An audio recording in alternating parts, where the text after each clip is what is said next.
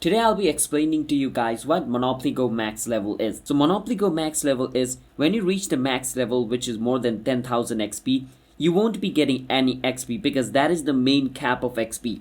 You cannot go above 10,000. Once you reach that, you will not get more XP, but if you keep on playing Monopoly Go, you will still be able to get money on Monopoly Go. You can still use that money to buy property on Monopoly Go, alright? So you won't be getting any XP, but you can still earn money and property on Monopoly Go. So just because you reach max level doesn't mean you can stop playing Monopoly Go, okay? Because there's always going to be more properties to own and more money to be collected. But if you want to reach the max level soon, then the thing you can do is play Monopoly Go more, collect more money, own more property. The more money you own, the more XP you're going to get. The more properties you own, the more XP you're going to get. So collecting money and buying property is the easiest way to level up in Monopoly Go. So I hope you understand what max level in Monopoly Go is.